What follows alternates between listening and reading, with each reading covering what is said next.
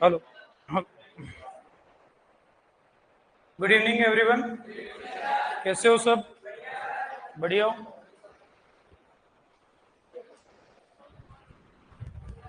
Last अपनी बात हुई थी वीट का, गेहूं का रस्ट रोग अपन ने पढ़ लिया था। साथ ही रस्ट जो रोली रोग है उसकी सभी लगभग फसलों में जो जहां जहां यह रोग होता है उसके रोग जनक हम बात कर चुके थे। हमने सभी प्रकार के जीनस जो जो रोग करते हैं रस्ट वो भी बात कर ली थी। ठीक है, जिसके अंदर गेहूं का रस्ट रोग सबसे इंपॉर्टेंट है। वो 3 प्रकार का है, उसकी भी अपन ने बात करी थी। तीनों को हल्का सा रिवाइज कर लें अपन। ठीक है, तो सबसे पहला जो था वो कौन सा था? ब्लैक स्टेम रस्ट, या जिसे समर रस्ट भी कहते हैं, जिसका रोगजनक है पक्सिनिया ग्रामिनीस ट्रिटिसाई। ठीक है, ये अपने को ध्यान रखना है। दूसरा है ब्राउन और ऑरेंज लीफ रस्ट, उसका क्या है? पक्सिनिया रिकॉन्डिटा ट्रिटिसाई या पक्सिनिया ट्रिटिसिना भी इसका रोगजनक का नाम है। तीसरा है जिसे अपन ने कहा था यहां पर येलो स्ट्राइप रस्ट, स्ट्राइप पीलाधारी जिसे अपन ने कहा था।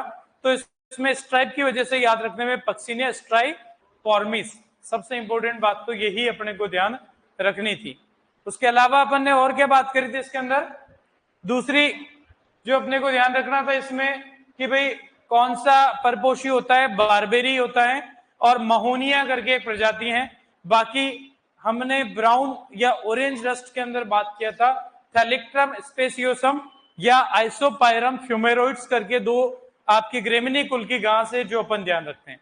कोलेटरल होस्ट हमने कुछ लिखवा दिए थे आपको ग्रेमिनी कुल के, वो अपने को ध्यान रखना है। अगर वो याद रह जाए तो बढ़िया बात है। ठीक है, उसके अलावा अपन ने ऐसी कुछ प्रतिरोधक किस्मों की बात करी थी जो तीनों रोली रोग के लिए हैं, जिसमें कुछ थी जैसे लरमा रोजा, सफेद लरमा, छोटी लरमा और सोनालिका। तो ये अपने को ध्यान रखनी है। बहुत सारी किस्में हैं, एचडी के नाम से भी है, राज के नाम से भी है जो राजस्थान से विकसित है, लेकिन सारी हम कोड वर्ड की है, हम याद नहीं कर पाएंगे। ठीक है, तो इसलिए मैंने उन्हीं पे बात करी जो हमारे लिए काम आएगी।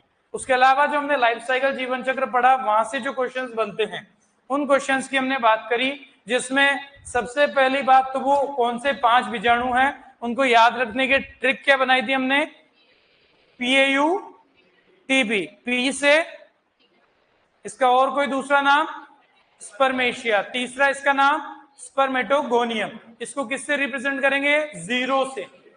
ठीक है, दूसरा आपको एशियोस्पोर जिसे फर्स्ट से रिप्रेजेंट करेंगे, फिर आपका यूरिडोस्पोर जिसे थर्ड से सेकंड से रिप्रेजेंट करेंगे, फिर आपका टीलियोस्पोर, बेसिडियोस्पोर, वो आगे सीक्वेंस चलती जाएगी। ठीक है, अब अपने को जो ध्यान रखना है कि गेहूं को संक्रमित करने वाला स्पोर बीजाणु कौन सा था? एशियोस्पोर। कौन सा था? और एकांतर परपोषी या अल्टरनेट होस्ट को संक्रमित करने वाला बारबेरी को हम बारबेरी याद रख रहे हैं तो बी से बी पेसिडियोस्पोर याद रख लेंगे। ठीक है, तो उसके अलावा अपन ध्यान रखें कि जो रिपीटिंग स्पोर कौन सा है जो उसी फसल के अंदर बार बार संक्रमण फैलाता रहता है? यूरिडोस्पोर, यानी कि गेहूं में रोली रोग को तीव्रता से उत्पन्न करता है, वो कौन सा है? यूरिडोस्पोर। इसके अलावा ये ठीक है कि अपन ने ध्यान रख लेंगे कि यूरिडो लैंगिक नहीं है, बाकी सारे लैंगिक बीजाणु। लास्ट वाला भी इंपॉर्टेंट कि कौन कौन से बीजाणु आपके गेहूं पे बनेंगे, कौन से आपके अल्टरनेट होस्ट पे बनेंगे। तो यूरिडो, टीलियो, बेसिडियो, एशियो ने संक्रमित किया गेहूं, तो गेहूं पे एशियो तो बन ही नहीं सकता। ठीक है, तो कौन कौन से बनेंगे? एशियो से आगे कौन कौन से थे आपके? यूरिडो, टीलियो, बेसिडियो। बेसिडियो गेहूं पे क्यों बना? क्योंकि बेसिडियो यहां बनेगा तभी तो बारबेरी को संक्रमित करेगा। फिर अगला बेसिडियो और आपके टीलियो, बेसिडियो और एसियो वापिस बारबेरी पे, एसियो वहां से बना वापिस गेहूं पे। इस तरीके से इनका जीवन चक्र चलता रहता है। क्लियर है बात? ठीक है, इनके डायग्राम आपको दिखा दूंगा मैं, अभी फिलहाल है नहीं इसमें, अगली क्लास में दिखा दूंगा डायग्राम सिम्टम वाली बात। तो सिम्टम में कोई खास बात नहीं। अब आते हैं अपन स्मट, जिसे हिंदी में कंड अथवा कंडुआ रोग भी कहते हैं। क्या है देखते हैं इस बात को। यहां पर सबसे इंपॉर्टेंट बात ध्यान रखनी है कि जो ये वैसे हिंदी इंग्लिश दोनों में आ गया, कोई बात नहीं। अधिकांश जो स्मट रोग होता है ये बीज जनित है। कैसा है? बीज जनित। पर कुछ केस में मृदा जनित भी हो सकता है, वायुजनित बहुत कम केसेस में कहां है वो भी अपन बात करेंगे। तो अधिकांश आपको ऐसा बोल दिया जाए कि ऐसी लाइन भी लिखा आ जाए कि सभी स्मट रोग बीज जनित होते हैं तो लगभग सही है, लगभग सही है, उसको सही माना गया है क्योंकि अधिकांश स्मट बोलते ही बीज जनित। ठीक है, अभी कैसे वो बात करेंगे। तो हमने इसको थोड़ा सा चेंज किया और ये लिखा कि स्मट मुख्यतया बीज जनित है। अधिकांश में क्या है, बीज जनित, लेकिन कुछ जगह मृदा जनित है, स्पेशली बाजरा का स्मट और मक्का के स्मट। बाजरा पे क्वेश्चन पूछा जाता है कि बाजरा का स्मट रोग जो हो रहा है वो कैसा है, मृदा जनित है, सॉइल बॉर्न। ठीक है, वैसे सीड बॉर्न तो लगभग है ही है। आगे पूरी बात करेंगे। जिस तरीके से आपका रस्ट का पैथोजन था बेसिडोमाइकोटा था, उसकी क्लास क्या थी, बेसिडोमाइसिटिस। ये दोनों चीज सेम है। उसका ऑर्डर था पक्सिनेल्स या यूरेडिनल्स, इसका ऑर्डर है अस्टिलेजिनल्स। और टिलेशिया की अलग से बात आएगी तो टिलेशियल्स की बात भी आएगी। ये एकाध रोग अपने करता है। ठीक है, तो ये अपने को ध्यान रख लेंगे। बाकी मेनली जो है वो कौन सा ऑर्डर, अस्टिलेजिनल्स, इसको अस्टिस के नाम से हिंदी में कहते हैं, तो उस्टिलेजिनल्स हमें इंग्लिश में कह देते हैं। तो उस्टिलेगो के नाम पे ये बना है, उस्टिलेगो स्मट ही करता है। जिससे पक्सिनिया था, पक्सिनिया रस्ट करता है तो पक्सिनेल्स, यहाँ पर उस्टिलेगो स्मट करता है तो उस्टिलेजिनल्स अपन कहेंगे। उसके अलावा यहाँ पर बीजाणु उपस्थित होते हैं, मुख्य यहाँ पर दो ही है, यहाँ कोई वो 5 बीजाणु नहीं होंगे। लेकिन ये बेसिडोमाइकोटा से है, बेसिडोमाइसिटिस से है, तो यहाँ पर बेसिडोस्पोर तो होगा ही होगा। उसके अलावा स्पोरिडिया क्या है वो बताता हूं। उसके अलावा एक बीजाणु और आपको यहां पर मिलेगा, वो है टीलियोस्पोर। टीलियोस्पोर जो कि आपको जब भी ब्लैक कलर का पाउडर आपको स्मट रोग के अंदर देखने को मिलेगा, चाहे गेहूं में चाहे आपके जौ में, तो वो काले रंग का जो पाउडर होता है वो काले रंग का पाउडर टीलियोस्पोर ही होते हैं। क्लियर है बात। तो वो अपने बाली जो होती है पूरी की पूरी बाली में ही वो पाउडर बनेगा, कैसे बनेगा वो भी आपको बताएंगे। अब वो एक और नाम लिखा हुआ स्पोरिडिया। स्पोरिडिया अलग से बीजाणु नहीं है, जब दो बेसिडोस्पोर आपस में जुड़कर जो संरचना बना ले उसे कहते हैं स्पोरिडिया। तो हम तो मुख्य दो ही ध्यान रखेंगे, स्टीलियोस्पोर और बेसिडोस्पोर। यहाँ कोई अल्टरनेट होस्ट नहीं, कुछ भी नहीं, यहाँ पर केवल ये दो बीजाणु। तो ये अपने को ध्यान रखना है। पहला वाला पॉइंट लिखने की जरूरत नहीं है, वो हिंदी में आ रखा है, तो नीचे वाले ये चारों पॉइंट नोट कर लो।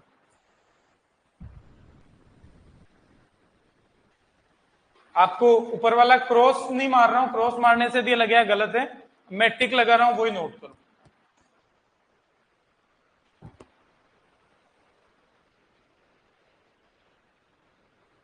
अधिकांश बीज जनित सीड बॉर्न होते हैं, ये इंपॉर्टेंट कई बार क्वेश्चन पूछा गए हैं। बाजरा स्मट के बारे में भी क्वेश्चन पूछा गया जो कि मृदा जनित है, आगे आ जाएगा उसके बारे में। और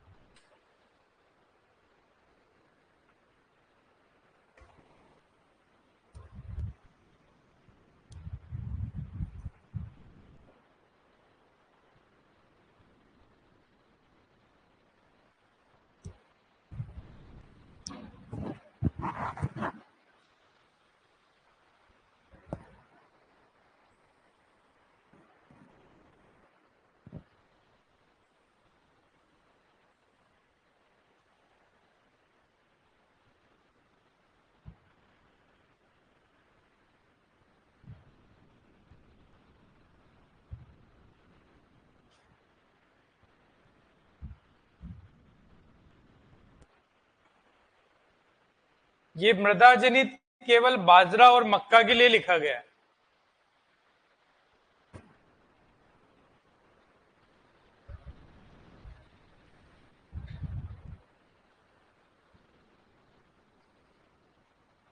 ये टेक्सोनोमी अपन लिख रहे हैं, बाकी मैंने कहा था वैसे लिखने की आवश्यकता नहीं है, लेकिन आपको हर रोग के साथ याद भी रह जाएगा, इसलिए दोबारा अपन लिख रहे हैं कि कौन सी वर्ग है, कौन सा फाइलम है, वो अपने को रिवाइज भी हो रहा है। बाकी ये अपन ने पहले लिख रखा है कि कौन से बेसिडोमाइकोटा में आएंगे, कौन से किस में आएंगे। कर लिया नोट?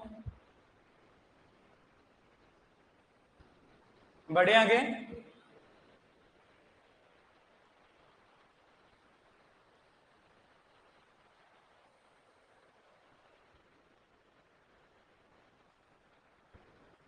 आगे अपन आते हैं कि कौन कौन से आपके स्मट रोग हैं। बहुत सारे हैं, लेकिन इसको अपन क्या करेंगे, एक बार इसके अंदर ये करना है अपने को कि जो ज्यादा इंपॉर्टेंट है उनको अपन बात भी करेंगे, और इनमें साथ में ही मैंने एक चीज और जोड़ी है जो एग्जाम में क्वेश्चन आता है, और स्पेशली दो रोगों पे अक्सर क्वेश्चन आता है।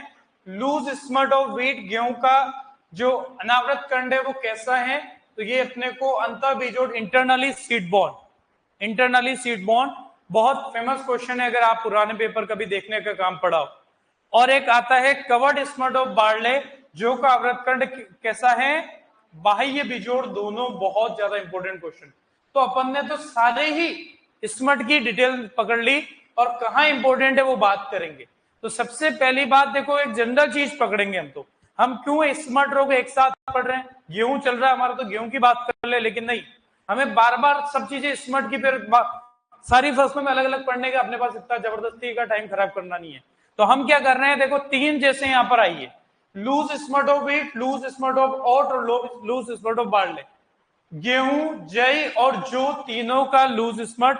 लूज स्मट को अनावृत कंड हिंदी में कहा जाता है। अनावृत मतलब जो ढका हुआ नहीं है, और आवृत मतलब जो ढका हुआ है। किससे ढका हुआ वो भी हम बात करेंगे, ठीक है। तो अब ये ध्यान रखना है कि याद रखना आसान है कि जिनके अनावृत है, जो लूज है, उनके नाम में नूडा आएगा। क्या आएगा? जो ढका हुआ नहीं है वो नूड की वजह से, नूडा यहां पर शब्द में आपको मिलेगा, उस्टिलेगो नूडा ट्रिटिसाई। तो उस्टिलेगो तो जीनस ही है, नूडा ट्रिटिसाई गेहूं की वजह से। एवेनी, एवेना सटाइवा आपके ओट्स का नाम होता है तो एवेनी। होर्डियम वल्गैरे नाम होता है तो होर्डी। तीनों के नाम में कोई टेंशन रहेगी? कॉन्सेप्ट पकड़ना है कि जिनके नाम में नूडा आ रहा है वो क्या है, आपके लूज स्मट है, अनावृत कंड है। क्लियर है बात? ध्यान रहेगा।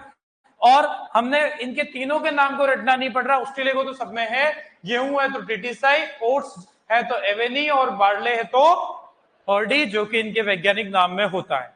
क्लियर है बात? तीनों ही इंटरनली सीड बॉर्न है, तीनों ही अंतः बिजोड़ है, लूज स्मट वाले अंतः बिजोड़ ही होते हैं। दूसरी बात, इनमें कोई डाउट? अभी बात कर लेंगे, लिख लेंगे। अगला है आवृत कंड, कवर्ड स्मट। तीन जगह आवृत कंड आ रहा है, और जो भी आवृत कंड होता है वो बाह्य बिजोड़ होता है। किसी भी फसल का पूछो, हमें कोई लेना देना नहीं है। स्पेशली जो क्वेश्चन आता है वो जौ का आवृत कंड और गेहूं का अनावृत कंड दोनों इंपॉर्टेंट है क्वेश्चन के लिए। इंटरनली सीड बॉन्ड, उसके लिए ये अंतर बिजोड़ का इंग्लिश है इंटरनली सीड बॉन्ड, और बाह्य बिजोड़ का इंग्लिश है एक्सटर्नली सीड बॉन्ड। ये और अपन लिख लेंगे जरूरत पड़ेगी तो अब इनके रोग जनक पे जाएं तो उस्टिलेगो, हॉर्डी, जिनके अब नाम में देख लो, जहां नूडा नहीं आया वो कवर्ड स्मट। इनके नाम में अगर ये पूरा इसके नाम में फर्क देखो, मैंने कंपेयर करने के लिए दोनों के साथ लिया, नूडा है तो लूज स्मट है, नूडा नहीं है तो कवर्ड स्मट, ठीक है। उसके बाद जय का तो उस्टिलेगो सिजेटम या उस्टिलेगो कोलेरी, ये ध्यान रखना है, इसमें वैज्ञानिक नाम नहीं आ रहा है फसल का, ये थोड़ा सा याद रखना पड़ेगा। लेकिन ध्यान रहे, जो का आवृत कंड सबसे ज्यादा फेमस है क्वेश्चन के लिए, और अनावृत कंड सबसे ज्यादा फेमस है क्वेश्चन के लिए गेहूं का। तो इसमें थोड़ा सा नाम अटपटा है, उस्टिलेगो सिजेटम या उस्टिलेगो कोलेरी, जय के आवृत कंड के लिए, कवर्ड स्मट के लिए। फिर एक स्पेशल आपको थोड़ा 2 3 4 नाम एक साथ दिख रहे हैं, वो है गेहूं का आवृत कंड, इसे बॉल स्मट के नाम से, इसे हील बंट, भारतीय बंट या स्टिंगिंग बंट। याद हो तो प्रिवोस्ट वैज्ञानिक की बात हमने करी थी, कॉपर सल्फेट से नियंत्रण करने की भी बात करी थी बंट के लिए। ठीक है, तो ये वही रोग है जिसके दो तरीके की आपको यहाँ पर बैक्टीरिया या सॉरी कवक ध्यान रखेंगे, टिलेशिया ट्रिटिसाई या टिलेशिया फोएटिडा। तो इनके अलग अलग नाम है, आपको कई बार टिलेशिया ट्रिटिसाई एग्जाम में मिलेगा, कई बार टिलेशिया कैरिस, कैरिस ज्यादा फेमस है। ठीक है, तो ये आपका ज्यादा पॉपुलर जो है यहाँ पर कवक है, कई बार टिलेशिया फोएटिडा भी इसका रोग एंड करके लिखा है, एवं कुछ कभी कभी कुछ किस्मों में ये वाला रोग उत्पन्न करेगा, कुछ में ये वाला करेगा। ये बहुत ज्यादा इंपॉर्टेंट नहीं है, लेकिन रोग जनक इंपॉर्टेंट है। ठीक है, तो ये अपने को ध्यान रखना, इसके नाम ध्यान रखने पड़ेंगे। स्टिंगिंग स्मट, स्टिंगिंग बंट के दो, बॉल स्मट के दो, हील बंट, भारतीय बंट, कॉमन स्मट या आवृतकंड गेहूं का, वो क्या कहलाएगा, उसका रोग जनक टिलेशिया ट्रिटिसाई या टिलेशिया कैरिस, ये एक ही नाम है। दूसरा जो है टिलेशिया फोएटिडा या टिलेशिया लेविस, जो अपने को यहां पर ध्यान रखना। क्लियर है बात? फिर आता है, ये बहुत ज्यादा पॉपुलर नहीं है लेकिन अलग से स्मार्ट है, तो यहीं पे बात कर रहे हैं अपन। अभी तक देखो अंतःबिजोड़ और बाह्य बिजोड़ की ही बात चली है, और हमने कॉन्सेप्ट पकड़ लिया, लूज वाले अंतःबिजोड़ और कवर्ड वाले बाह्य बिजोड़। अंतःबिजोड़ इंटरनली सीड बॉन्ड, इंग्लिश में ये नाम चलता है, और बाह्य वाले एक्सटर्नली सीड बॉन्ड। फिर बात आती है गेहूं का फ्लैग स्मट, बहुत फेमस डिजीज नहीं है लेकिन इसका रोग जनक कम से कम याद रखेंगे, यूरोसिस्टिस ट्रिटिसाई या यूरोसिस्टिस एग्रोपायरी, ये वाला नाम सेकंड वाला ज्यादा इंपॉर्टेंट है, यूरोसिस्टिस एग्रोपायरी। फ्लैग स्मट, फ्लैग झंडे की तरह स्मट आपको देखने को मिलेगा, ये बीज एवं मृदा जनित है लेकिन ज्यादा पॉपुलर नहीं है, तो इस पर अंडरलाइन नहीं कर रहे हैं। मक्का का स्मट, अभी हमने बात कर ली मृदा जनित, बड़ा ऊपर। ठीक है, कॉर्न स्मट, इसके नाम में क्या आ गया, मेडिस, तो क्या कोई टेंशन है क्या? नहीं, कोई टेंशन वाली बात नहीं। गन्ने का वीप स्मट, चाबुक स्मट तो हिंदी में कहती है, बाकी वीप स्मट बड़ा फेमस है, और इसके लिए ये रोगजनक कई बार एग्जाम में क्वेश्चन गन्ने पे पूछा गया, स्टिलेगोसिटेमेनिया, या इसका नया नाम ये भी यूज हो जाता है स्पोरिसोरियम सिटेमेनियम, लेकिन ज्यादा फेमस पुराना ही ध्यान रखो, स्टिलेगोसिटेमेनिया वीप स्मट, जहां पर पत्तियां जो होती हैं गन्ने की वो चाबुक की तरफ पतली हो जाती है। ठीक है, वो आपको आगे गन्ने में जब पढ़ाएंगे तब बताएंगे। ये भी सॉइल बोन है, ये तीनों मृदा जनित एक साथ लिख रखे हैं, देखो मक्का का, गन्ने का और बाजरा का। बाजरा का ध्यान रखना है, इस पे भी क्वेश्चन, बाजरा और ज्वार पे रोगजनक पे बड़े फेमस क्वेश्चन बनते हैं, उन पे अपन आते हैं। बाजरा में एक, ज्वार में 3 प्रकार का स्मट होता है, आप देखोगे एग्जाम में क्वेश्चन तीनों के रोगजनक पे पूछे गए। बाजरा का जो है सबसे पहले वो टोलिपोस्पोरियम पेनिसिलेरी, पेनिसिलेरी अपन थोड़ा पेनिकम सॉरी अपना पेनिसिटम जो होता है ना, उससे याद रख सकते हैं, हल्का सा मदद मिलेगी, क्योंकि पेनिसिलेरी केवल एक में ही आ रहा है, जो बाजरा के नाम में पेनिसिटम ग्लाउकम ऐसा कुछ नाम आता है, या एक और आप पढ़ते हो, तो पेनिसिलेरी उससे याद रख लेंगे अपन। ठीक है, ज्वार में 3 प्रकार का है, लंबा है तो इसमें कौन सा आ जाएगा, टोलिपोस्पोरियम वाला, लंबा ज्वार में कौन सा रह जाएगा याद रखने के लिए, लंबा मतलब टॉल, तो याद रखने के लिए टोलिपोस्पोरियम ज्वार वाला। बाजरा में अलग है, ज्वार में इरेनबर्गी है, ध्यान रखना। तो ज्वार की लंबी smut long smut of sorghum, ज्वार का ग्रेन स्मट जो होता है वो अपने को ध्यान रखना है स्पेसिलोथिका सोर्गी, और एक और आपका बाली स्मट हेड स्मट होता है स्पेसिलोथिका रेलियाना। ज्वार में तीनों ही रोगजनक, एक ही क्वेश्चन में तीनों ऑप्शन डालेगा और आपको उलझाएगा, क्वेश्चन कई बार पूछा गया। तो अपने को जो ज्यादा इंपॉर्टेंट है उन पर अभी मैं टेक लगाऊंगा, भी सब में अपन ने लिखा है लेकिन सब अपन याद नहीं रख पाएंगे, तो इसलिए सबसे इंपॉर्टेंट बात मैंने बता दी कि जो लूज स्मट आपके इंटरनली सीड बॉन्ड, ठीक है, और बात करें कवर्ड स्मट एक्सटर्नली सीड बॉन्ड, बाजरा मक्का गन्ना का स्मट मृदा जनित। याद इतना याद रखना है तो ही काफी है, ऊपर 2 पे क्वेश्चन ज्यादा आ रहा है। रोगजनक सबके इंपॉर्टेंट है, ये टेबल केवल रोगजनक के लिए ही हमने बनाई है पूरी, सबके लिखे जरूर है लेकिन सबके याद नहीं रहेंगे, लेकिन आप कहीं ढूंढते फिरोगे कल को कि यार ये कौन सा है, कभी एग्जाम में आ भी गया, कहीं दिख गया, तो आपको ये सही सेटिंग यहाँ मिल जाएगी। तो इस टेबल को अपन बनाएंगे, जो इंपॉर्टेंट रोग हैं उनको अपन टिक भी लगा देंगे, तो आप ऊपर से इसको नोट करते चलेंगे, स्मट रोग और उनका रोगजनक। टाइम लगे कोई दिक्कत नहीं है, लेकिन ये बहुत इंपॉर्टेंट चीज है, सारे यहीं पे कंपेयर हो गए तो आगे अपने को तकलीफ इतनी नहीं रहेगी। तो ज्यादा इंपॉर्टेंट है उसको टिक में लगा रहा हूं, रोगजनक तो सभी के इंपॉर्टेंट है, ध्यान रखना।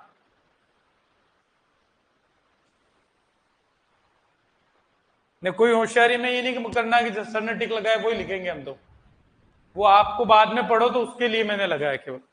हाँ, नहीं कोई हो सकता है। पहले हमने बाजरा और मक्का लिख रखा है, ठीक है, वहां हो सकता है तो अपन ने सॉइल बोन, देखो यहां पर बाजरा में भी आ रहा है और मक्का में भी आ रहा है और ज्वार में भी आ रहा है। अब ज्वार में भी देखोगे तो मृदा जनित मिलेगा, है ना।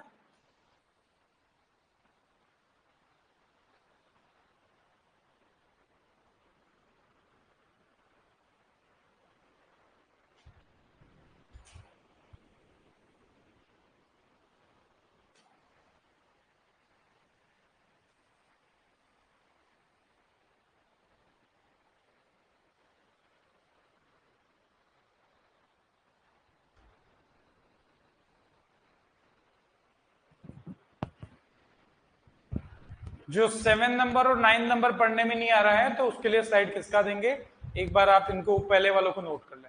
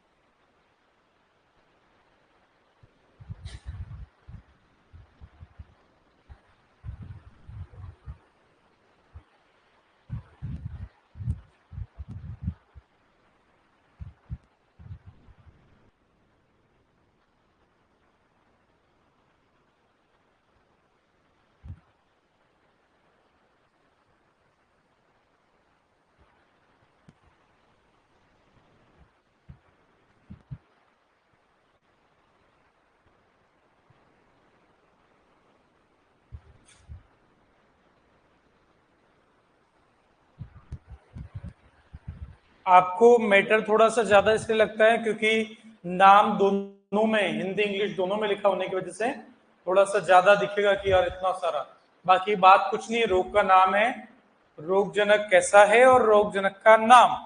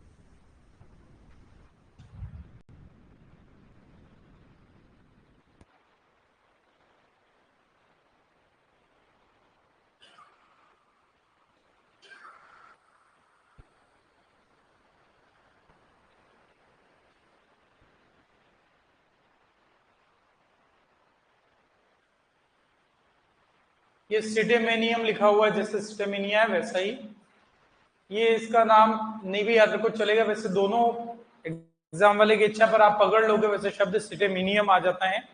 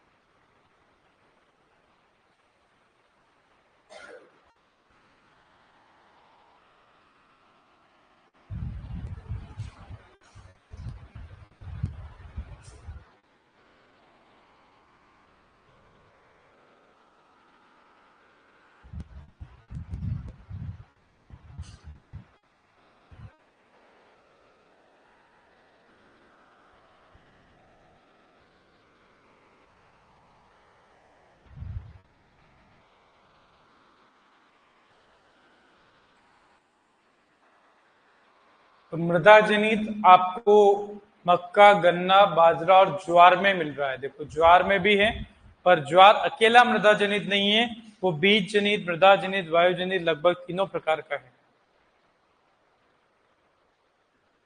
अब इनमें भी पूछ ले कि मुख्य कौन सा है, तो बीज जनित।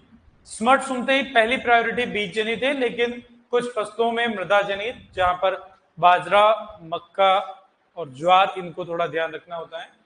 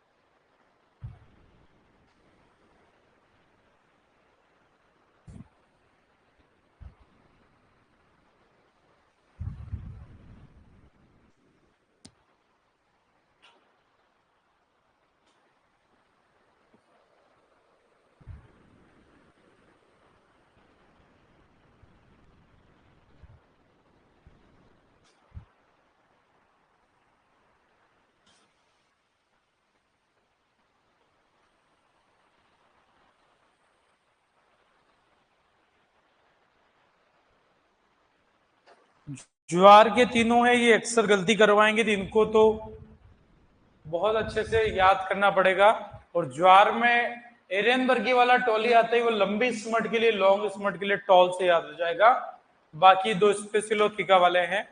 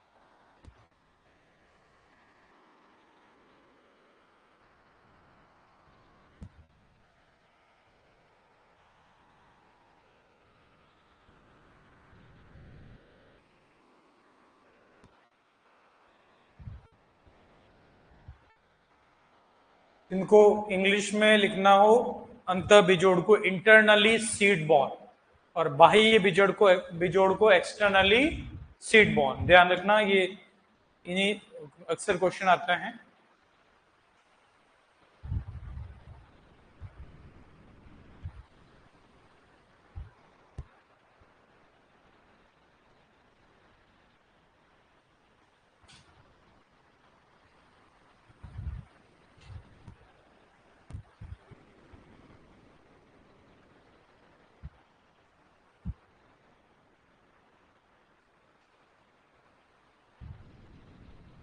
नाइन्थ नंबर जो है वो थोड़ा सा खिसका देते हैं, वो कोई विशेष नहीं पर मैंने दूसरा नाम भी लिखा था, स्पोरिसोडियम सिटेमेनियम। ऐसा नाम और भी जगह मिलेगा,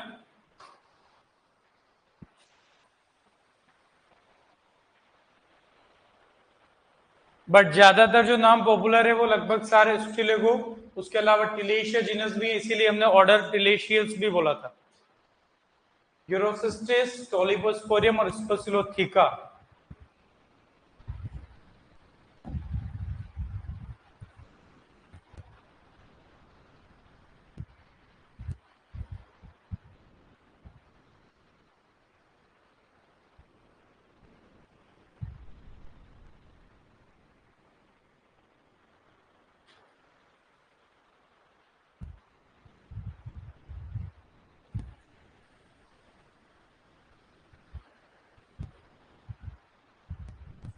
कर लिए नोट?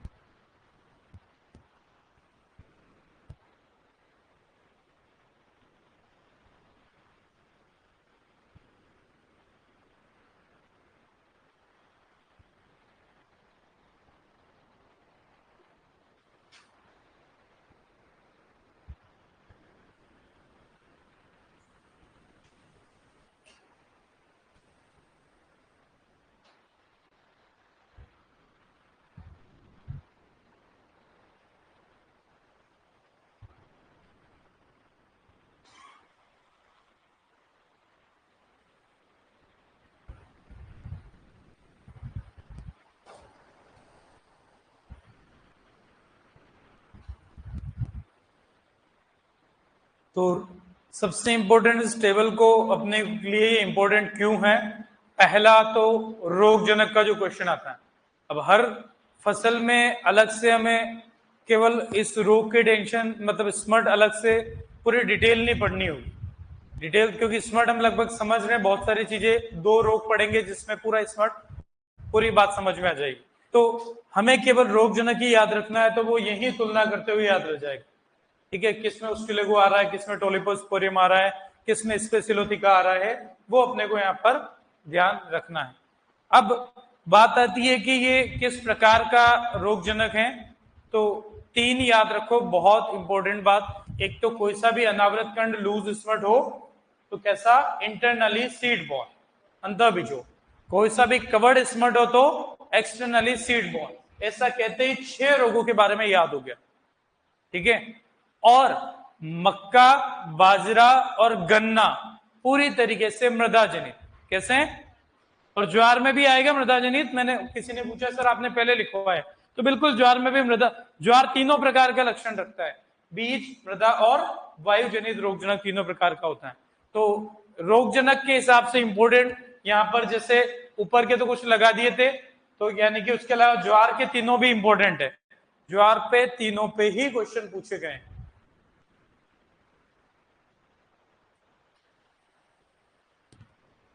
ध्यान रहेगा। तो इनके रोगजनक अपन ने येलो पेन से टिक करे, ये तो सबसे इंपॉर्टेंट है ही है, और जहां रेड पेन से टिक करा वो पता चल रहा है कि क्या क्वेश्चन अधिकतर अपने को यहां से पूछा जा सकता। क्लियर है बात? थोड़ा सा हो गया नोट शायद कि कुछ बाकी है?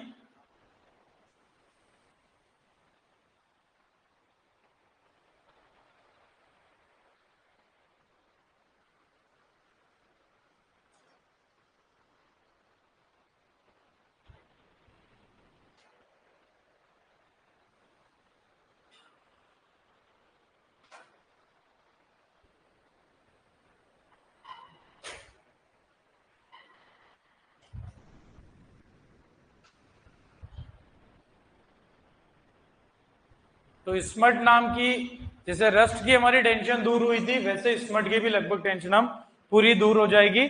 हम दो रोग ही डिटेल में पढ़ेंगे, एक तो लूज स्मट ऑफ व्हीट और एक पढ़ेंगे कवर्ड स्मट ऑफ बार्ले, जो दोनों इंपोर्टेंट मैंने क्वेश्चन, दो इंपोर्टेंट क्वेश्चन तो पहले ही बता दिए कि इनके रोगजनक के नाम और अंतः बिजोड़ या बाह्य बिजोड़, तो वो चीज तो ऑलरेडी आ चुकी है, लेकिन उन्हीं को हम बात करेंगे भी। कर लिया नोट सबने?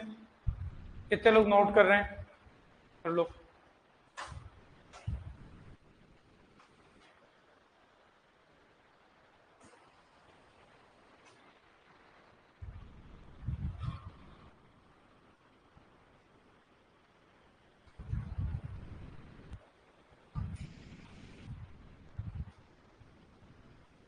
जैसे यहां पर नाम था स्पोरिसोरियम सिटेमिनियम, वैसे यहां पर भी नाम बनता है स्पोरिसोरियम रेलियनम। ऐसा कई जगह हो सकता है, लेकिन ज्यादा पुराने वाले नाम फेमस ज्यादा चल रहे हैं, ठीक है ना। तो रेलियना पूरे में एक ही जगह आ रहा है, इतने सारे पढ़े। सिटेमिनिया पूरे में इतने सारे में केवल एक ही जगह आ रहा है, तो ज्यादा चिंता वाली बात नहीं रहेगी।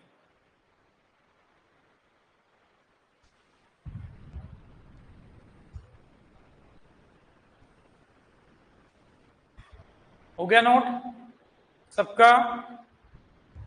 ठीक है, बढ़ते हैं आगे।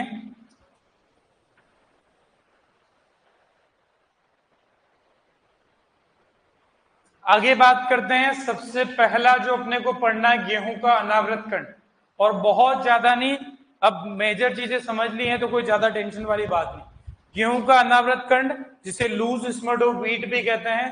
पहली बात रोगजनक, जो हमने ऑलरेडी बात कर ली, जिसका हमने पहला वाला नाम पहले पढ़ा है, और नूडा, क्योंकि अनावृत खंड है तो उस्टिलेगो नूडा ट्रिटिसाई।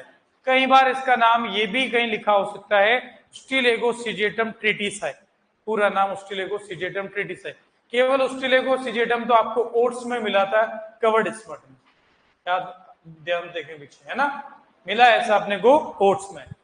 अब बात आ रही, ये सबसे इंपॉर्टेंट क्वेश्चन एग्जाम में, स्मट का सबसे इंपॉर्टेंट क्वेश्चन, वो भी गेहूं में, इंटरनली सीड बॉन्ड अनावृत खंड।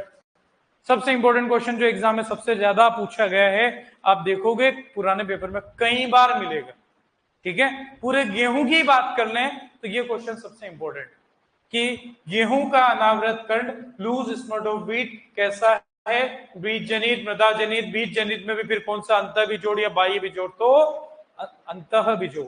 क्लियर है बात? लक्षण की बात करें, यहां पर जो बाली होगी, ये जो सीधा ही असर स्मट का मेनली पहुंचता है बाली, तो संपूर्ण बाली केवल रेचिस और शुक यानी कि आपके ऑन्स को छोड़ के काले रंग के चूर्ण टीलियोस्पोर में परिवर्तित हो जाती है। डायग्राम में अगली क्लास में दिखा दूंगा। जो बाली है यहां पर, अब ये दो शब्द आए, एक तो रेचिस और एक आया ऑन्स। आप एग्रो में पढ़ते हो, रेचिस वो होती है जिगजैग एक्सिस, वो अक्ष जिस पर दाने और वो लगे रहते हैं आपके बाली के, तो वो जिगजैग जो है वही आपके रेचिस कहलाते हैं। दूसरी ऑन, जिसमें लंबे लंबे बाली में से निकले रहते हैं ना, तो ये दोनों को पे स्मट नहीं होगा, बाकी पूरी की पूरी बाली स्मट यानी कि टीलियोस्पोर। यहां पे मैंने कहा था काले रंग का पाउडर जो बाली में दिखेगा वो क्या दिखेगा, टीलियोस्पोर। तो पूरा ही टीलियोस्पोर में रूपांतरित हो जाता है, बाली पूरी काले रंग की लगभग दिखाई देती, दिखाएंगे डायग्राम अगली क्लास। दूसरी बात, इसे लूज स्मट क्यों कहा गया है, लूज और कवर्ड स्मट। लूज इसलिए कहा गया अनावृत बिना ढके हुए, आवृत मतलब ढके हुए। तो यहां पे क्या होगा कि प्रारंभ में यहां पर इस जो आपके बीजाणु है उनके ऊपर चमकीली झिल्ली से ढके रहते हैं, जो बाद में वो झिल्ली फट जाती है, बस्ट हो जाती है, उसकी वजह से वो अनावृत हो जाते हैं। जैसा जो में आवृत खंड में ऐसा नहीं होगा, वो झिल्ली ढकी रहेगी, जबकि यहां पर बाद में वो फूट जाती हैं, फट जाती हैं, इसलिए ये कैसा हो जाएगा, ढका हुआ नहीं रहेगा। तो अनावृत लूज स्मट इसीलिए बोलते। कवर्ड वो ढका हुआ रहेगा, इसलिए उसे कवर्ड बोलेंगे, आवृत कहेंगे। तो ये बात अपने को इसके लक्षण के लिए ध्यान रखनी है। दो ही पॉइंट लक्षण में, ऊपर वाली बात तो पढ़ चुके थे, लिख लो इसको।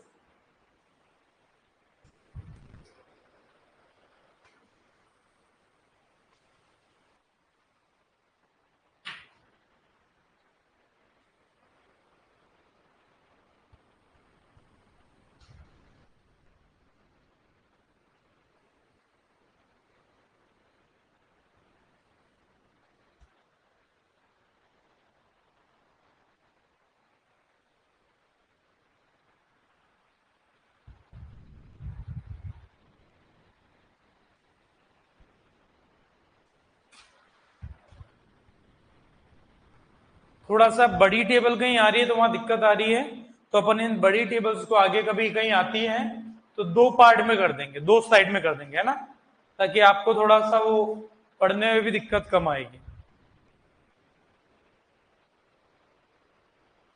ऐसी वापस आएगी टेबल पाउडरी मिल्ड्यू में, डाउनी मिल्ड्यू में, जहां पर एक साथ ही वो रोग पड़ने में आ जाएगा। विल्ट में आएगी,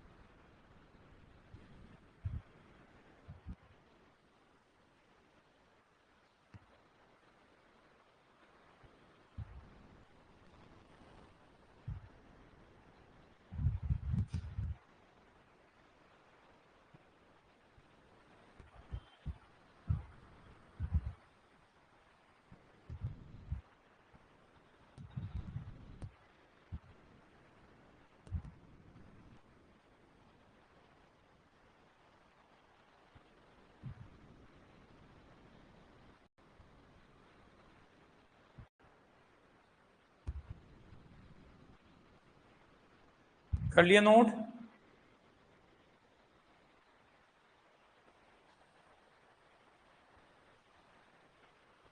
आज तो क्लासेस बड़ी कि उतनी थी?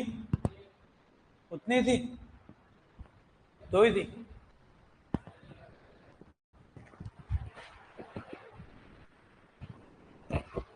बढ़िया है, ज्यादा होती है तब तुम परेशान और सर इतनी सारी।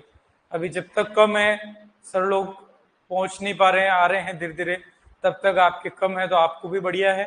और लंबा गैप आ गया दिवाली का तो रिवीजन भी कर लो, टाइम है अभी अपने पास। फिर रेगुलर क्लासेस 5-5 6-6 हो जाएगी, तब वापस दिक्कत आएगी। तो लिया नोट सबने? तो बड़ी आसान सी बात है, रोगजनक, रोगजनक कैसा है और इसके लक्षण, जहां पर बाली में काले रंग के बीजाणु आपको दिखेंगे, स्पोर दिखेंगे, टीलियो स्पोर, और इसके इसमें जो शुरुआत में चमकीली झिल्ली से बाली में ये स्पोर ढके हुए हैं, वो बाद में बस्ट हो जाती है, इसीलिए इसे लूज स्मट या अनावृत कंड कहा जाता है। क्लियर है बात? बढ़े आगे। अब बात करें क्या हुआ, कुछ पूछा?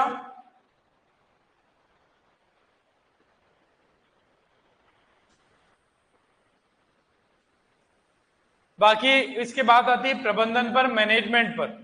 तो मैनेजमेंट में 2-3 इंपोर्टेंट साइंटिस्ट वाले क्वेश्चंस आते हैं, जो अपने को वैसे ही पढ़ने थे वो अपने यहाँ पर कवर करें अपन ने, जो क्वेश्चंस भी पूछे जाते हैं।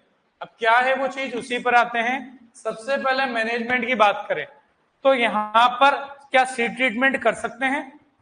बिल्कुल कर सकते हैं, क्योंकि ये बीज जनित, मुख्यतः ये है ही क्या, बीज जनित। तो हम देखें तो यहाँ पर आप सारे तरीकों में देखना बीजों का ही अधिकतर हम उपचार कर रहे हैं।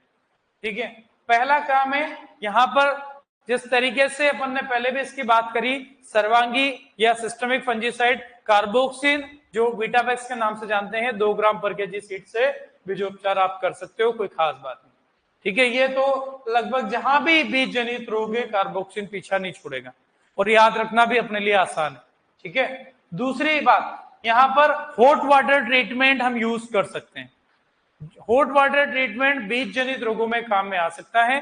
तो हॉट वाटर ट्रीटमेंट में लगभग 54 से 56 डिग्री सेल्सियस टेम्परेचर, उस गर्म पानी में आधे घंटे के लिए बीजों को हम डुबोते हैं।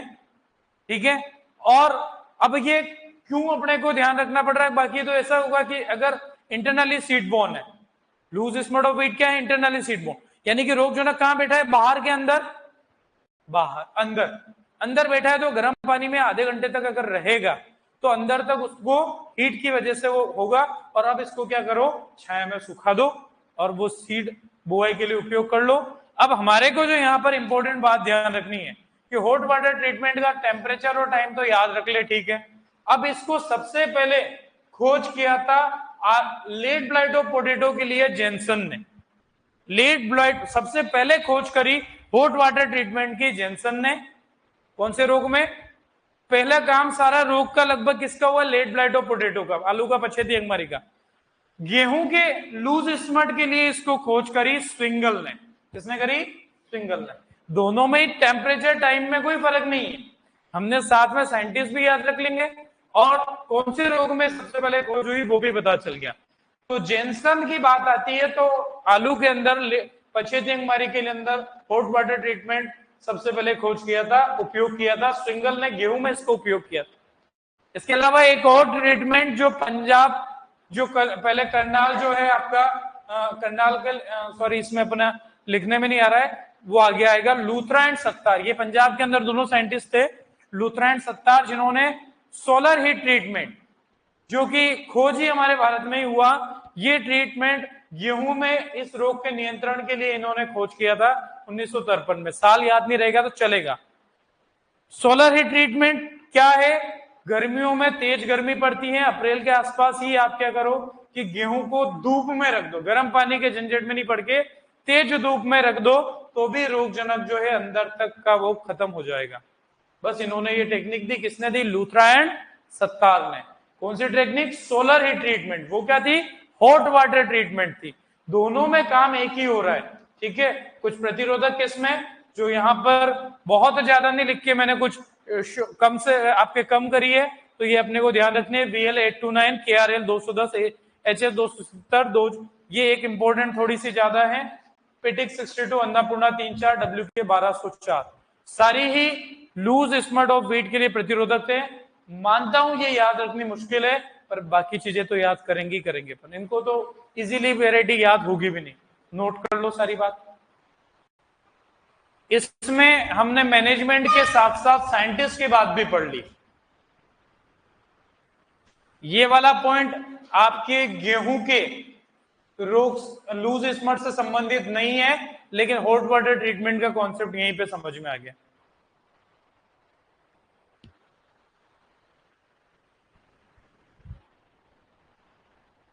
साइंटिस्ट क्वेश्चंस में पूछे गए हैं यहां से।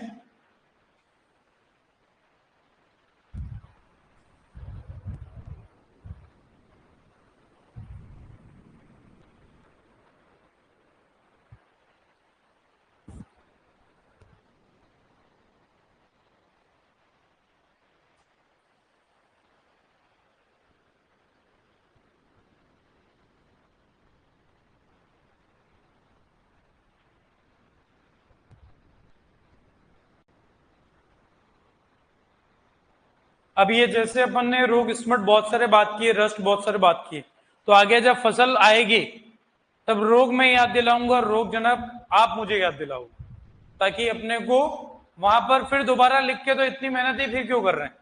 तो इसलिए अभी अपन पढ़ेंगे तो वहां पर अपन इसी बहाने अपने को याद भी होगा और अपने को पता भी है कि रोग जनक से ही क्वेश्चन ज्यादा आते हैं अपने।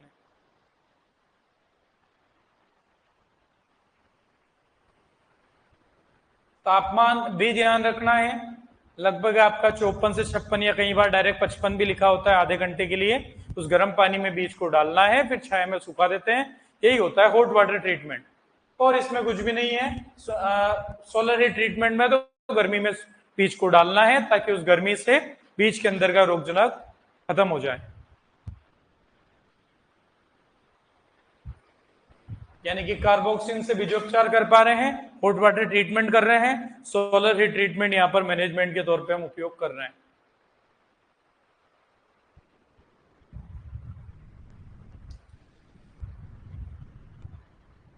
देखा जाए तो आज अपन ने केवल स्मट रोग की बात करी है, बहुत ज्यादा लोड नहीं है, बस रोग जनक को रटने का लोड है जो आगे न पीछे करना ही है। थोड़ा सा कंपेयर, मैं टेबल इसलिए बनवाया तुलना कर पाओ आप कौन से जीनस से कौन कौन से, जैसे सारे लूज स्मट एक साथ आ गए टेंशन फ्री, सारे कवर्ड वाले एक साथ आ गए टेंशन फ्री हो गए, तो वो अपने को हेल्प करेगा। बाकी ये 13 मुझे आगे भी जाके एक एक फसल में लिखवाना ही थे, बजाय ज्यादा अच्छा है सबको एक साथ तुलना से पढ़े। ठीक है, आज के लिए इतना ही लेंगे अपन, इससे आगे की बात अगली क्लास में। Thank you.